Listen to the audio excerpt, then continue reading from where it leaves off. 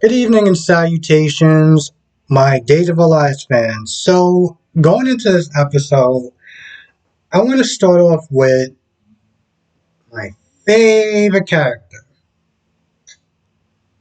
Well, guess who that is? Nicole Walker.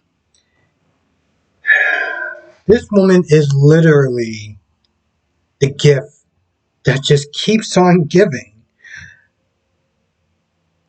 Throughout her argument with Eric, she plays victim. She acts like she doesn't know what he's talking about in the beginning.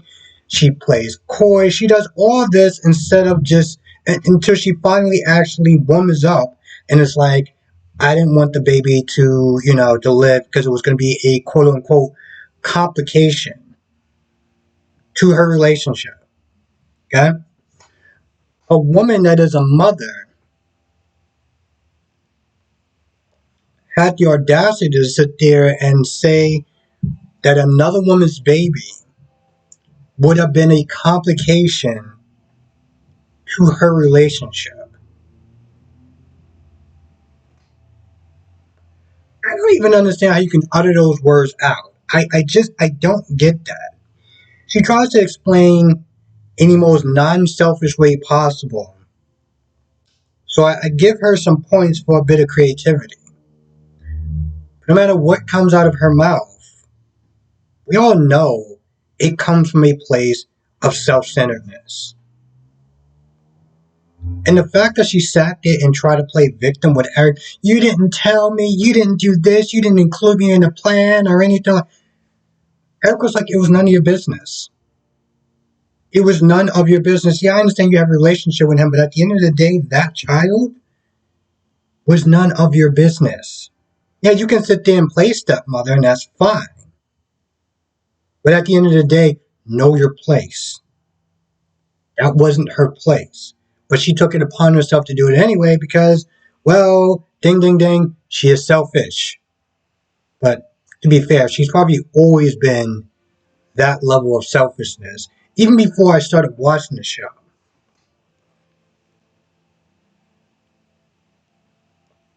Eric walks out, the tears, begin to flow, and at this point, I guess people are supposed to sit there and feel sorry for her.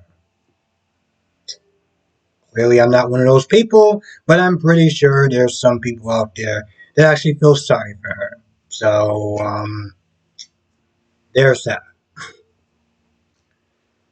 Sally and Chanel are talking. Allie's not asking, what's going on, what's wrong. I'm like, she spent the night in jail. What kind of stupid question is that? What's wrong?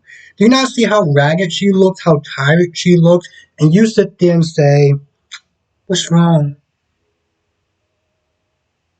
It's amazing because every day I sit there and watch this show, and every time that Allie talks, it's just like, man, you're just really that dumb, aren't you? It's almost kind of fascinating to watch. Song comes in there, and Allie's like, you don't owe her anything. Spoken like a true privileged woman. You don't owe her anything. A woman's dead, her mother's dead, but apparently in Allie's mind, you don't owe her anything. That is breathtaking right there. So they go back and forth, and Chanel's all like, oh, I'm sorry, this, that, and the third. And, my whole thing is that the stuff that Sloan was saying, you deserved all of it. Don't get me wrong. It was an accident. Okay, this was not on purpose. But here's the thing, though.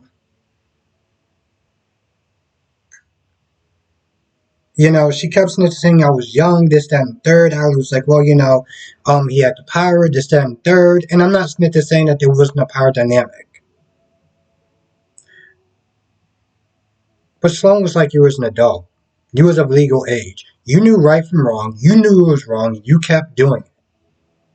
You didn't care that he had a family. You didn't care after the mother died. How was how is her children supposed to sit there and deal with that? She didn't care about that. Of course, she didn't care about that because she was too busy just living it up, partying it like it was 1999 in London while her family fell apart. So, I can sit there and look at the circumstance and be like, yeah, it was a power dynamic. She didn't do it on purpose. It was an accident. But there was no sort of remorse. She just went about her days, partied it up, and then when the truth came knocking to her door, now she wants to sit there and start acting all sad, like, oh, this is something that happened a long time ago. Well, boom, maybe if you would have actually showed any ounce of remorse and have your, also the dingbat mother that covered it up, maybe it might not actually have been put in this position in the first place. Just saying. So, I mean, I get it, with Ali, that's a girlfriend and everything like that. But I was like, boo, you're wrong. You do need to sit there and just hush your mouth, stay out of this, and let those two talk. Because at the end of the day, everything that's said is merited, is wanted, is deserved. Meanwhile, aka Dingbat's mother, well, technically Chanel's not a dingbat, she's just words that I'm not going to bother to use, but Dingbat Paulina is like telling Abe that he needs to sit there and fire Melinda. And I'm like, are you out of your mind? What? I mean, granted, I get it. She's desperate. But here's the thing. It's that level of thinking that wound up getting your daughter in the position that she's in the first place. So, of course, he's like, no, I'm not going to do it. He tells all the reasons why. Paulina's brain finally starts to function again, and she realizes that he's right. Meanwhile, you got Bella getting all up in Melinda's face when she's that they're trying to have lunch and stuff like that. Um, but finally, she's like, "Yo, listen." She pulls this Hail Mary, um, to try to get Chanel bail. This legal maneuver, and it works. She gets bail. But here's the thing, though: there was a lot of crimes that was committed, and I'm going to be honest. I'm surprised that it took Belinda so long to arrest Paulina, but she finally does. So while Chanel is free, Paulina's in handcuffs. And to be honest, I don't feel bad for her. I really don't. She used her money, she used her power, she used her position in life to skirt the responsibility of Chanel, and now she's paying the price for it. So all that stuff that's happening, it's all on her. And she deserves all of it. Actually, tell you the truth, they both deserve it. I mean, I'm not sitting there saying that Chanel should sit there and spend the rest of her life in bars or, you know, whatever. But there's a certain level of responsibility that she did have, and she just skirted by because her mother was rich and she got to do what she wanted. So now it's like, no.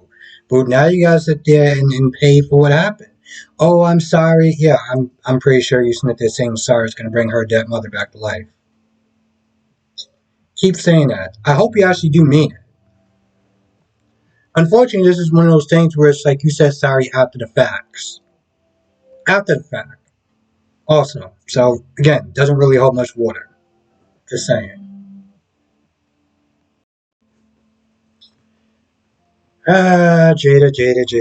Jada. Jada tells Kate that, she wound up terminating the pregnancy.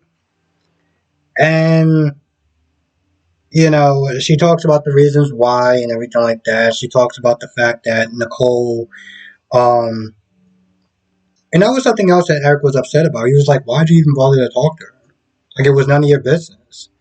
Um, but of course, Jada's like, well, she gave me a hard reality, and I felt like it was better for me to do, and yada yada yada. So I did it, and I didn't tell him it afterwards because I felt like he would have changed my mind, and yada yada yada yada yada.